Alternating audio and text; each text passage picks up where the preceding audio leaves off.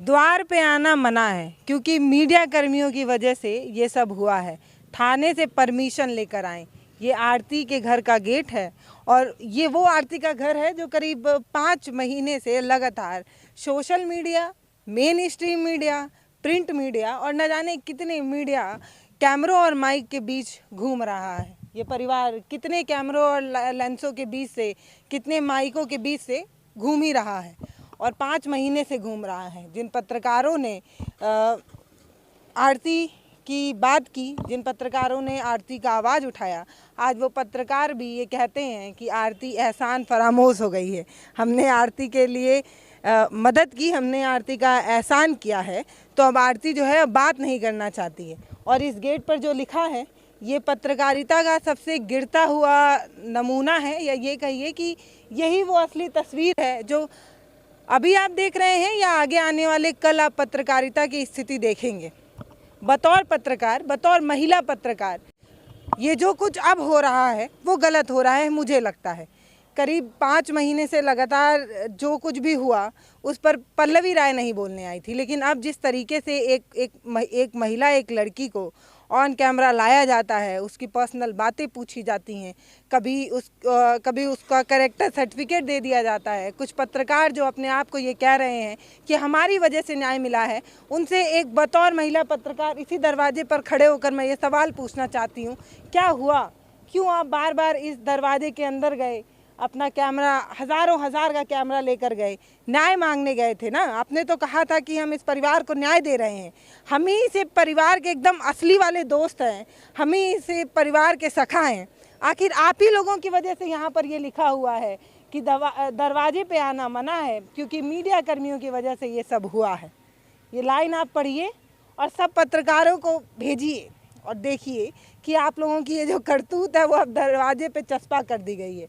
पहले थाने से परमिशन लेकर आइए। ये परिवार जो तमाम पत्रकारों से बात करता रहा, तमाम मीडिया कर्मियों से टकटकी लगाकर सिर्फ ये देख रहा था, किसी में अपना दोस्त देखता होगा, किसी में अपना सगा देखता होगा, किसी में अपना हितैषी देखता होगा, लेकिन जिस तरीके से पत्रकारों ने पत्रकारिता की स्तर गिराई है, जिस तरीके से एक परिवार को परेशान किया है, इससे और ज़्यादा बुरा कुछ हो नहीं सकता है। जिस तरीके से सवाल आरती से किए जाते हैं, क्या एक पत्रकार के ये हो सकते हैं? उन पत्रकारों से ये पूछना है कि साहब आपने डिग्री कहाँ से ली है पत्रकारिता की?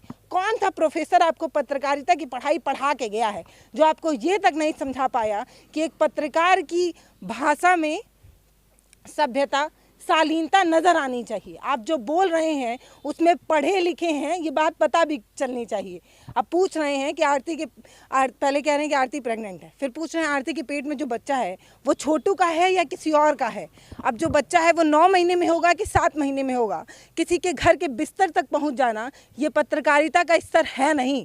और जो लोग ये कह रहे हैं कि हमने एहसान किया है, आवाज़ उठाकर उनको बताना है कि साहब एक बावर्ची का काम खाना बनाना होता है, एक लोको पायलट का काम ट्रेन चलाना होता है, एक पायलट का काम प्लेन चलाना होता है, वैसे ही एक पत्रकार का काम आवाज़ उठाना होता है, गरीबों को न्याय देना होता है। आपने एहसान नहीं किया, आपने अपना काम किया जिसके बदले आपको लाखों लाख पैसे मिले हैं, मिलियन ऑफ व्यूज़ मिले हैं, कितने सब्सक्राइबर्स मिले हैं, लेकिन आज आप एहसान फरामोश वो नहीं, आप हो गए हैं जो एक लड़की को सिर्फ शादी कर लेने की वजह से इस तरीके से जज करने लगे हैं कि लड़की बेवफा निकल गई। जैसे एक था कि पूजवा बदनाम हो गई, वैसे ही अब कह रहे हैं कि आरती बेवफा निकल गई, आरती जो है वो प्यार को भूल गई। उनको ये बताना है कि साहब आपसे कैरेक्टर सर्टिफिकेट लेकर लड़की ये तय नहीं करेगी, और आप कोई होते भी नहीं है ये बताने वाले कि किसी लड़की को क्या करना चाहिए, क्या नहीं करना चाहिए। एक देश है, जो पत्रकार लोग ये सवाल कर रहे हैं उनको ये बता दूं, जो धर्म का ठेका लिए हुए हैं, जिनका ये मानना है कि हमारा धर्म ये इजाज़त नहीं देता कि साल भर से पहले एक लड़की अपने लाइफ में मूव ऑन कर ले। साल भर तक सफ़ेद पोशाक पहनकर रोती रहे, बिलखती रहे तो ठीक है, लेकिन लड़की मूव ऑन करेगी, अपनी लाइफ में आगे बढ़ेगी तो किसी लोगों को जलन हो जाती है। उनसे पूछना है कि साहब ये पत्रकारिता जो आप कर रहे हैं वो संविधान की बदौलत कर रहे हैं। संविधान ने आपको आज़ादी दी है, तब आप ये सवाल पूछ पाते हैं, तब आपको यह हक मिलता है कि आप किसी के हितैषी बन जाएं, तब आपका यह हक बनता है कि आप स्वतंत्र पत्रकार बनकर लोगों की बात सुने। ठीक है, बोलने की आज़ादी और बुलवा लेने की आज़ादी, ये सब आपको कहीं अगर मिली है तो संविधान से मिली है।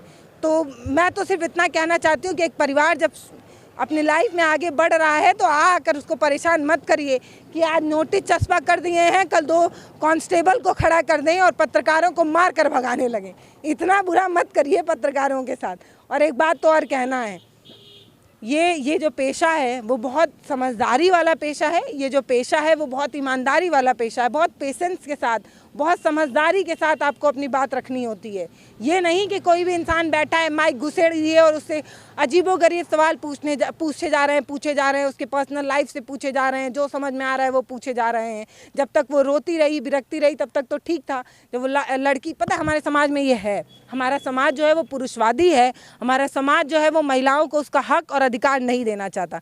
जब तक आरती रो रही थी तब तक सबके लिए वो टीआरपी का जरिया थी, सबके लिए वो व्यूज़ थी, व्यूज़ की गुड़िया थी कि उसको आना है, कैमरे में कैद करना है, रुलाना है और टीआरपी लेकर चले जाना है। जब एक लड़की अपनी लाइफ में आगे बढ़ गई तो किसी को बुरा लगने लगा।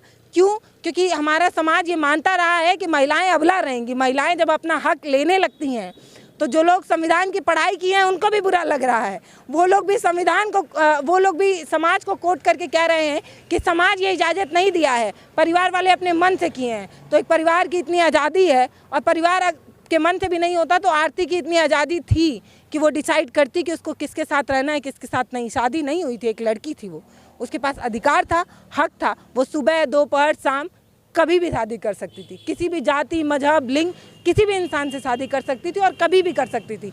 आपसे प्रमाण पत्र लेकर नहीं करेगी, यही बताना है। लड़की हूँ, गुस्सा आता है इस सारी चीज़ों को देखकर। आज तक नहीं बोली लेकिन अब बोल रही हूँ और बहुत बोलूँगी भी नहीं। बस मुझे लगता है कि एक समय तक आदमी बर्दाश्त करता है, उसके बाद बोलना पड़ता है।